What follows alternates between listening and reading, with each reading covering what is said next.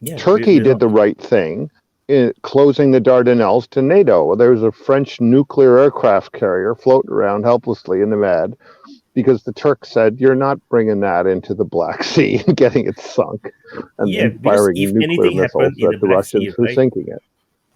Because in the Black Sea, half of the Black Sea is actually Turkish. So, if anything happened in the Black Sea, Turkey will be the one have to face all the problems. Don't know how many S-300s is going to fall into Turkey accidentally. So Turkey did the right thing. Can Turkey hold the Dardanelles though? Yeah. You mean militarily, or are you talking about militarily? Because I don't see them playing kind of neutral forever. Turkey got the biggest army in NATO after USA, so no one dares to go to fight against Turkey unless they are crazy like Russia. They'll take on Ukraine. In terms of what though? You say they have the second biggest in terms of numbers. Numbers. They also have a large industrial base. They didn't deindustrialize like a lot of European countries did. Yeah, and weren't they the ones selling Bayraktar drones to Ukraine? Yeah.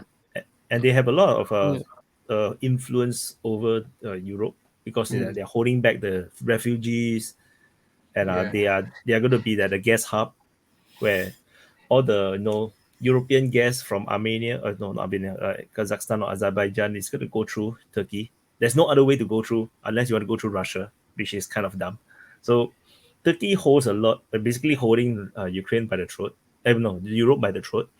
They say that you either let me be me, or okay, then I will join Russia. Then we open the gate to Europe with the refugees. Have you guys heard about Greece wanna transfer S-300s to Ukraine? Yes. Yeah. It's a bad deal. No.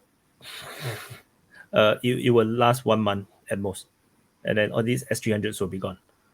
But I'm very interested about relationship of Greece and Russia, actually. Greece is in a bad place because Turkey is a NATO country, so no one is going to protect Greece.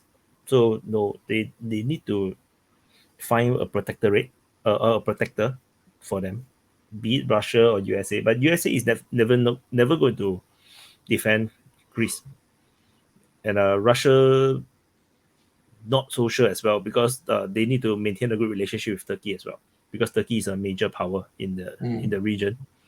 So very complicated situation for Greece. I'm not sure how Greece is going to navigate this, but I think it's a bad idea to give away the S-300 because you cannot depend on the US to provide you Patriot missiles where you may not have control over it. So if the US negate from their promise, they say, oh, sorry, we need to take out our Patriot, they will have left with nothing. And under the geopolitical situation, Russia may not sell Greece any surface-to-air missile, and Greece will be screwed. What would Europe do if a conflict escalates in Greece? Samar, where are you from? I'm from Slovenia. I think if there was an escalation between Greece and Turkey, I think NATO would side with Turkey, just because, they really got to do whatever they can to keep things together and put the united front on. So I think they would obviously side with Turkey. Isn't Greece in NATO too, though? Yeah.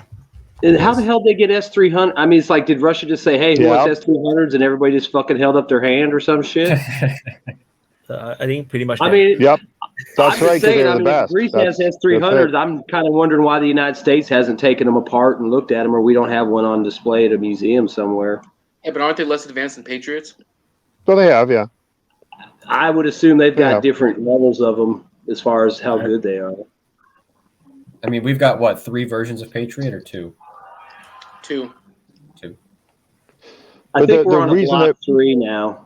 The reason the United States takes stuff apart is to figure out how to charge 50 times as much for exactly the same thing, right? Like, their motives of the U.S. military-industrial complex is 3 things. 1, how can we charge 50 times more to do the same or less? 2, how do we disable this if we end up in conflict with those same people? They literally can't ship something like the S-300 because the S-300 is totally under the real control of the country that has it.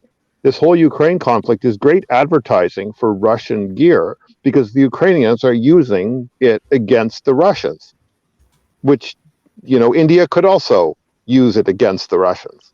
But it's try using American gear against Americans, right? You won't get the spare parts. It can be disabled from a distance, There's always back doors of the electronics. Like, none of this is true of the simpler, more basic, real stuff the Russians ship. So it's not possible to ship a simple, standalone, technology transferable, locally manufacturable air defense system the way the Russians did with the S-300.